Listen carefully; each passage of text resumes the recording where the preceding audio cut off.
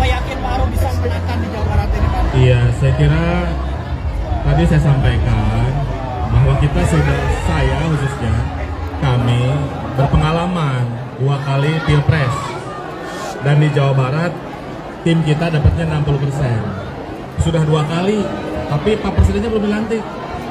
Makanya saya bilang ke Pak Anies kalau mau dilantik kita 80% di Jawa Barat. Nah, jadi saya kira itu sebuah target, sebuah cita-cita, sebuah keinginan. Kita ingin menang telak di Jawa Barat. Ya, jadi seberapa yakin? 100% kita yakin insya Allah. Dengan izin Allah, tidak ada yang mustahil. Yang penting kita semangat. Walaupun dengan elektabilitas dari survei-survei yang ada kubu sebelah yang lebih tinggi. Ya, apa? Mungkin semua cita-citanya sama, pengen 80%. Tapi kami yakin insya Allah Pak Anies yang 80% Jawa Barat dan dilantik ya Presiden insya Allah.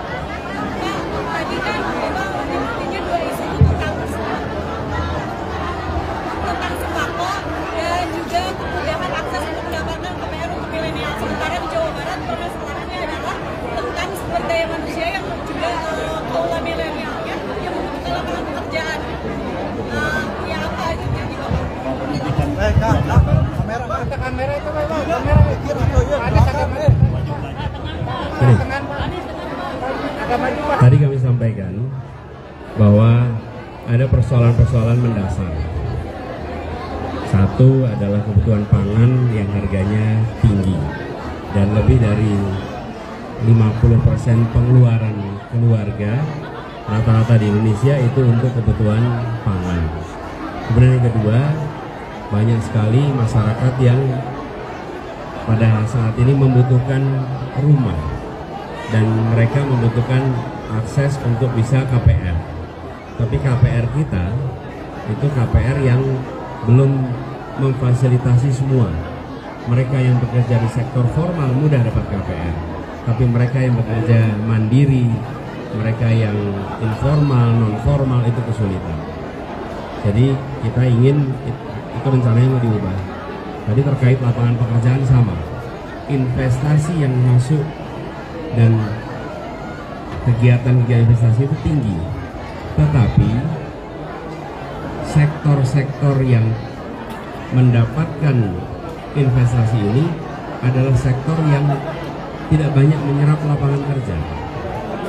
Jadi ketika investasi kita melonjak dari sekitar 400 triliun di 2013 sekarang menjadi 1.200 triliun di tahun 2022, angka itu lonjakannya tinggi, tapi penurunan pengangguran itu rendah karena banyak sektor-sektor yang prima investasi itu tidak menyerap tenaga kerja. Jadi ke depan kami akan dorong memperbanyak investasi di sektor yang menyerap tenaga kerja, yaitu apa? Sektor manufaktur, sektor pertanian. Itu bisa menyerap tenaga kerja yang amat banyak. Karena itulah kita mendorong yang disebut sebagai reindustrialisasi. Bukan sekedar hilirisasi, tapi juga reindustrialisasi, membangun industri-industri. Dan kita tahu Bandung Raya ini yang menyerap tenaga kerja kan pabrik-pabrik yang ada sekitar sini, bukan? Itu yang harus diperbanyak. Itu rencana kita ke depan. Kang Saan, target yang tadi kan dari Kang Arif kan 80% kan. Nanti kolaborasi antara Partai PKS, PKB dan juga Partai Nasdem ini seperti apa untuk menangkan? Ya, untuk sampai pada target 80% ya menang di Jawa Barat, karena kami semua bertekad Jawa Barat mau dijadikan lumbung suara. Tentu untuk yang pertama sampai ke sana adalah mensinergikan seluruh potensi kekuatan yang dimiliki oleh pasangan Amin.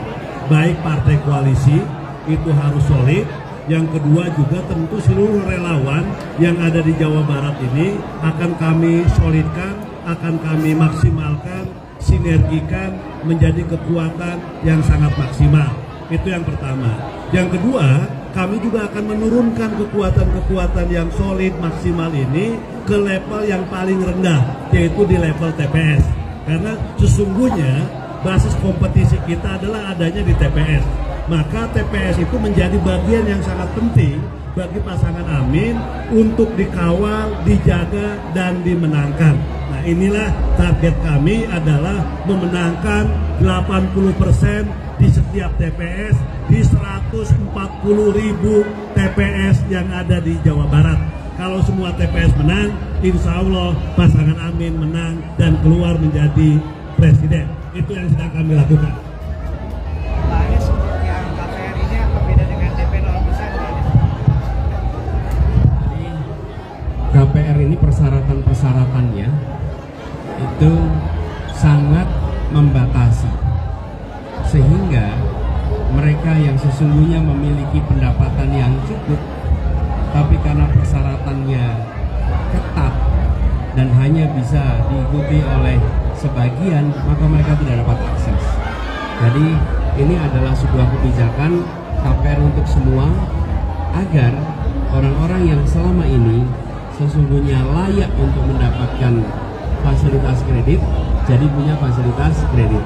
Saya beri contoh, kalau Anda seorang seniman, seorang budayawan, terus mau ngajuin KPR, pasti sulit sekali karena dia tidak memiliki kontrak kerja seperti pegawai-pegawai yang lain, tapi dia memiliki kebutuhan yang sama untuk punya rumah. Nah, skemanya akan dibuat lebih adil. Di sisi lain, bank-bank BUMN salah satu keuntungan terbesarnya adalah dari KPR. Kan unik ini, bank-bank milik negara harusnya membantu rakyat bisa punya KPR. Ini rakyatnya tidak punya KPR, tapi keuntungan dari KPR sangat tinggi. Nah, ini yang mau kita ubah. Jadi dengan begitu harapannya nanti warga muda, kemudian keluarga-keluarga yang sekarang ini masih mengontrak rumah itu dapat kemudahan. Sebagaimana kemudahan itu diberikan untuk kredit bagi kepemilikan kendaraan bermotor. Ya. Oke, cukup ya teman-teman. Terima kasih. Pak Air udah tambah Pak.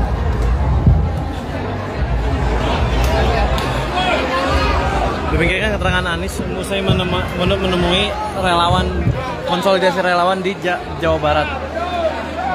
Adapun selanjutnya Anies akan menemui rakyat di acara besar Anies di Bandung sebagai agenda terakhir dalam kampanyenya di Bandung pada hari kedua ini. Demikian informasinya. Saksikan terus informasi terkini hanya di Kompas.